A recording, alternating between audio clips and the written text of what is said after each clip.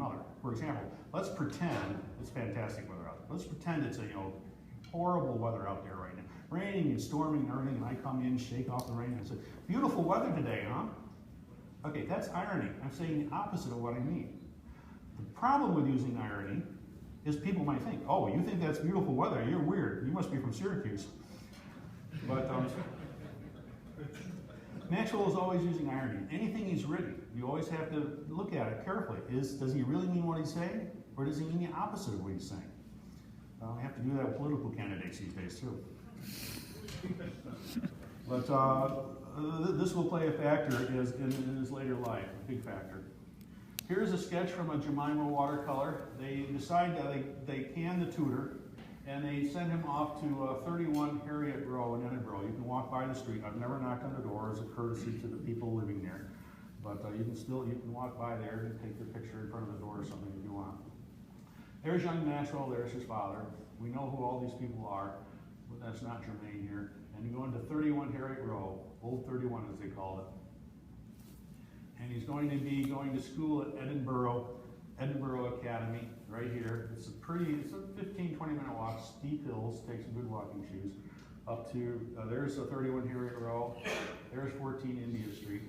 He spent a great deal of time at Miss Jane Case, his mother's cute little sister, Miss Jane's house over here. He spent a lot of time running back and forth here. Some of the cobblestones there, I think, probably date from that time. If you want to walk or run, as you prefer, over those same cobblestones that presumably Maxwell himself ran over as a young child, you can do that today. There is there's 31 Harriet Road today, and 14 India Street, where Maxwell was born. A little plaque there talking about that. And a beautiful museum in there, as I said, a nice meeting room on the second floor. If you've got a meeting of about 40 people that you can put in Edinburgh, that's the place to do it. And his birth room is probably on the second floor. And this is 6th grade Stewart Street. Miss Kay's house, he often did homework there. And from this painting, I've never been in that one either. But I'm told if you walk in the front door, go all the way back, look to the right, and there is Maxwell working on homework. And there's a 6th grade Stewart Street today. Edinburgh Academy, this is an image I have from 1828. Looks pretty much the same today as it did back then. That's before Maxwell's time. But he became a student there, and let's set the scene here. He's a kid from way out in the country, and they speak a different kind of accent there, a Galloway dialect, which I have to, as a native English speaker, I have to ask for repeats now and then. This is not entirely understandable to me. The Edinburgh accent is, from an American English point of view, much lighter, much easier to understand. So Maxwell speaks with this very thick accent. This might be a little difficult for people to understand. He has this hesitation. He has the obliquity of reply. He has these shoes, fantastic shoes that his father made for him, but they're different from all the shoes all the other boys are wearing. Think about, we've either been or we've known teenage boys, and think about their psychology. He's different, speaks different, dresses different. His aunt made a horrible mistake before she sent him off to school. She sewed this cute little frill around his collar, sent him off to school with these strange shoes and a strange accent. Can you guess what happened? As described in Campbell's biography, what happened in the interval after the first lesson in the space behind the second classroom is best indicated in the words of the psalmist. They came about me like bees. Who made those shoes? Was the first question, but it was never easy to get a direct answer from Maxwell, least of all upon compulsion. Brought thus to bay, he had recourse to his natural weapon, irony. His answer was soon ready, and his tormentors might make it whatever they wish.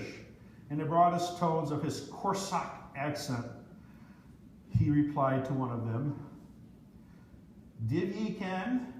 Do you understand? "'Twas a man, and he lived in a house in which was a mouse." He returned to He returned to Harriet Row that afternoon, his tunic in rags and wanting the shirt, his neat frill rumpled and torn, and himself excessively amused by his experiences, showing not the smallest sign of irritation. First day of classes, Maxwell got beat up. In a note of irony that Maxwell, I think, would have appreciated immensely, today, very close to that likely site of the space behind the second classroom, is the state-of-the-art James Clark Maxwell Center, laboratory facilities, classroom facilities for science. His nickname was Daphne. People couldn't understand him. They couldn't understand his irony when they couldn't understand his words. His nickname was Daphne. So he did very poorly the first 3 years or 6 that he spent there. He did very poorly in class as well. Didn't get good grades at all. He hated memorization, and there's a lot of memorization. So let's face it, the guy can't talk well. He's not social. He did make a couple friends, but he's not socializing well. He can't speak well. When you do understand him, you don't understand why he's saying, which was a mouse? What do you mean? And he's doing very poorly in classes. Let's face it, we got to deal with it. The kid's a loser. But then, writing home to his father in June of 1844, he had not yet begun geometry. He writes to his father and says, "I have made a tetrahedron, a dodecahedron, and 2 other hedrons whose names I do not know." 2 other hedrons, his names he does not know. Oh, maybe there is something. Let's watch this kid, see what happens as he grows up. He never talked about this episode, this period in his life very much, but he did at one point say, "They never understood me, but I understood them." He was also quite a poet, not a world-class poet, but the poetry does give us a good insight into Maxwell's thinking and his personality. In this case, they're written and illustrated by Maxwell. This is in the Lewis Campbell book. You can download it and get this image yourself if you want. The gallant knight is lured into a boat by the sweet damsel, and the sweet damsel turns into a vampire, and the gallant knight meets a very horrible end. You can read the poem if you want to see what happens. Quite a few poems. A lot of them are very humorous. Kind of dry humor, kind of nerdy humor, but it's delightful to read. This one was written in 1845. At the age of 14, he publishes his first paper. Now, when I was a kid, I stuck 2 pins in a piece of paper, dragged a string around, and put a pencil in and drew a beautiful ellipse. That's cool.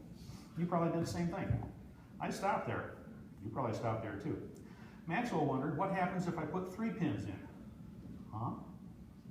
Okay. There's the first pin. The string is tied to it. String slides around this pin. Slides around this pin. Slides around this pin. And there's a pencil.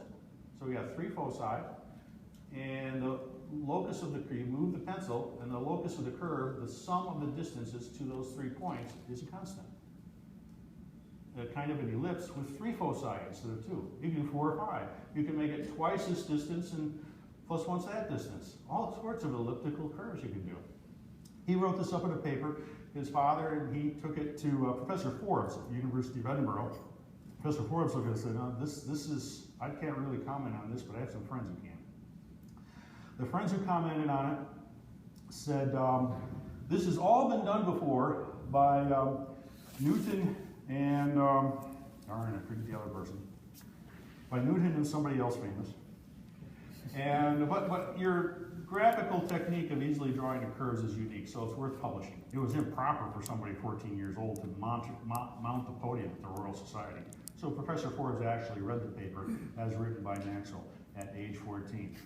Maybe this kid's going to turn out to be something. He also starts working with polarized light at this point. This is critical. Some of you I've shown this crystal to, and I'll show it to anybody else that wants it. I have it right here in my pocket. Campbell describes the event. In the spring of 1847, his uncle, Mr. John Kay, took James and myself. Campbell met Maxwell in high school. He's a high school chum. To see Mr. Nicole and a friend of Sir David Brewster. Brewster's angle? Isn't this incredible? So many people, all in the same place at the same time. It's amazing. And the inventor of the polarizing prism. This is Iceland spar. It's a crystalline form of calcium carbonate, or calcite. And there's one line there, but we see two. Why do we see two lines? They wondered and wondered and wondered, and they finally figured out, well, if there's two lines, there must be two kinds of light. If light is a wave, remember Newton said it's a particle. If light is a wave, and we have two kinds of waves here, it can't be a longitudinal wave because there'd only be one. We've got two, so it has to be a transverse wave. Going right and left, up and down. It has to be a transverse wave if light is a wave. Because you got two kinds there, you can see them.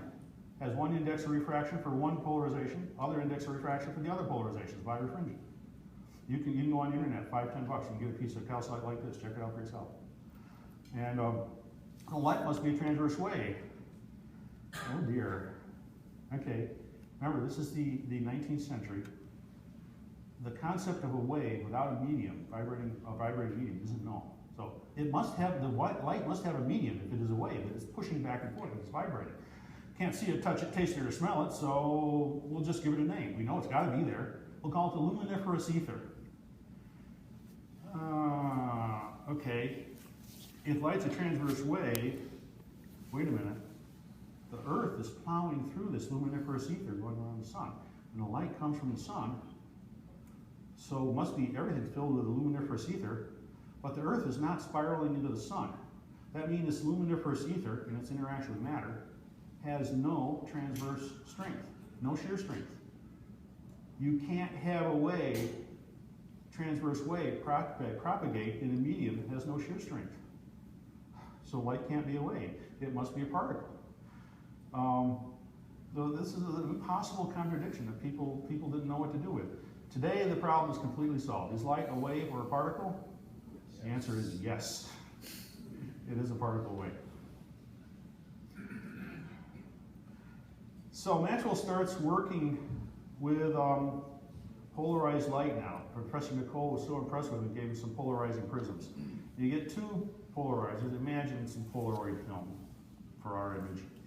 You make polarized light, and then you have some stressed glass in this case. You melt some glass, put it into a mold, and then cool it down really quick so it's all under all kinds of stress as it cools down. Stress doesn't have a chance to relieve itself. And then you put a polarizing filter, you put the stressed glass, and then you put another polarizer, and you look at the pretty colors. Things, common junior year physics experiment. You look at the pretty colors that come out, it shows where the stress is. And this is one of those experiments. This image is from the Lewis Campbell biography. And he publishes a paper, Professor Stokes. Professor Stokes, another famous name, is a family friend. He solves Stokes equations for these cases and publishes measured versus calculated. This is first work with fields. The concept of fields was introduced by Michael Faraday. So fields are not yet a formal concept, but this is, equivalent to his first work with fields. They called all the little things that Maxwell had, his parents called James's dirt. This is some of James's dirt, different pieces of glass. These pieces of glass are from Cavendish Labs. They still have them. Okay, so he gets done with high school. He spends 3 years at Edinburgh Academy, and not very well challenged at that. So he finally goes to University of Edinburgh. I'm sorry, okay, Edinburgh High School was 6 years of high school, 3 years at University of Edinburgh. Professor Forbes, family friend there, takes him under, he starts working with color, as I'll describe in a second. Not very challenged there. So they finally, despite the fact, the Scots kind of view that English with suspicion, Cambridge is an English university. A little hesitant there, but Cambridge is the #1 place to go for mathematics at this time. Okay, we'll let you go to Cambridge. Cambridge, 430 miles or kilometers from Edinburgh. They're in 90 to Glenlair. They've got train now. Maxwell liked to ride second class. He said he preferred the hard seats, but so he wasn't one for plush and comfort. Cambridge, right there on the River Cam, makes sense. Cambridge. I never realized that until I saw this map. And Cambridge is a collection of colleges, kind of loosely organized together. Each college is more or less independent. He starts out at Peterhouse, but there's a fair amount of competition. He wants scholarship and stuff. So he switches to Trinity. That's Newton's college. Goes to Trinity pretty quickly and becomes a student there. Later, Cavendish, he founds Cavendish Labs, which is right here, right now. They're doing some changes on that as well at this moment. But Cavendish Labs are no longer there. They're at facilities out in the suburbs, much more expensive facilities now. A lot of Nobel Prizes came out of Cavendish Labs. Maxwell was the first director. The thing you do when you go to Cambridge is you take the Tripos exam. A very, very intense mathematical exam. And he studied and studied and studied for it. A few months before he took the exam, he came down ill. As he described it,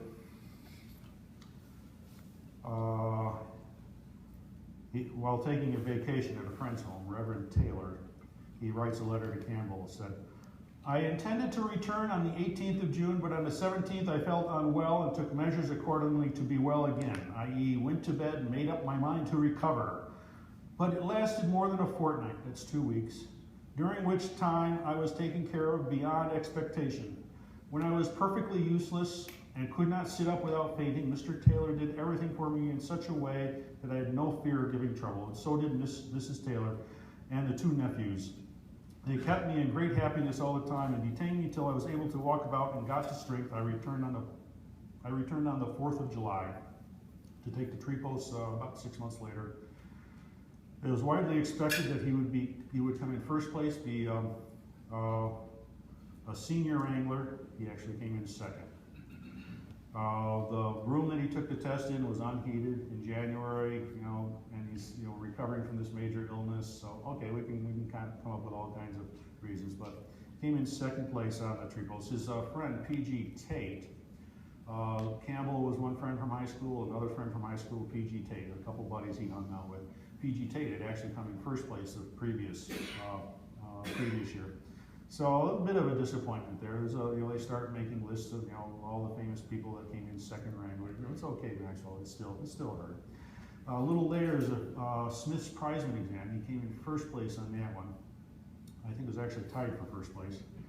And we still have the Smith's Prizeman exam. If you want to download it and try taking the exam, go ahead. I was unable to answer any questions on the exam. Some British fellows have gone through and actually written up the solutions to the exam. So if you want those, we can get that for you. But if you use that Smith's Prizeman exam as your PhD qualifying exam, you will have no PhD candidates successful. They will all fail. It was tough, really rough. One thing that Maxwell described during his time in Cambridge, Campbell described about Maxwell, from 2 to 2:30 a.m., he took exercise by running along the upper corridor, down the stairs, and along the lower corridor, then up the stairs, and so on, until the inhabitants of rooms along his track got up and put garbage behind their sporting doors to have shots at him with their boots and hairbrushes as he passed. Running around the halls at 2:30 a.m. Kid gets into trouble, And look at this photograph of Maxwell. Look at the eyes, the same eyes that we saw in the pencil sketch when he was 2 years old. There's fire in those eyes. He's looking for trouble, and the trouble he's looking for is in the laws of nature. Notice what he's holding on here. He's holding on a disc. Reynolds, remember Reynolds number, the colors on the bubble, on the soap bubble? Same guy came up with a 3-color theory of light. Didn't have the colors quite right. Maxwell decides to test that out. This is the age when we start doing experiments to test our hypotheses. And hypotheses do not become theories until we've attempted to prove the hypotheses wrong. And if we fail to prove them wrong, then they become theories. People who try to prove hypotheses correct, that's pseudoscience. We always try to prove hypotheses wrong.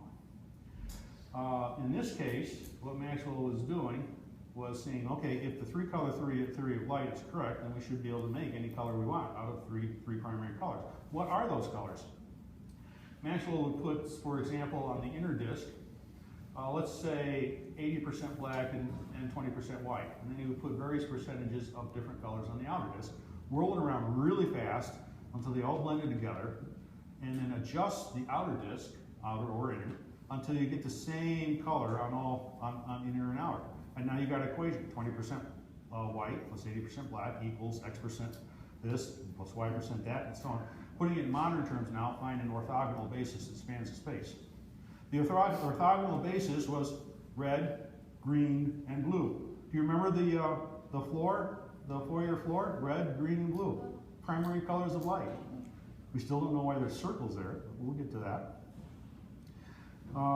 Your monitor, this computer display, red, green, and blue. Michael Faraday. Michael Faraday is a whole other story, an amazing story. He grew up, his father was a blacksmith, died when he was 8 years old, so he's apprenticed to a bookbinder. He started reading the books that he was writing. He's low class, so he's not allowed to go to college. But he starts reading the books that he's binding. One of them is Encyclopedia Britannica. He reads about chemistry. Somehow he becomes a world-class chemist. That's a whole nother, that'd be another presentation someday. And he also does a lot of work with electromagnetism. He invents this concept. He sees the magnet, he invents this concept of fields of force somehow mystically going through space to cause these changes in these lines of force that cause electromagnetic actions. Everybody else is saying about action at a distance. You know, Newton, hey, you got Earth here and the moon there. Gravity is action at a distance. Earth here causes force there. Newton was never happy with the fact there's no connection, but that's what he tried to do. Was action it's just action at a distance.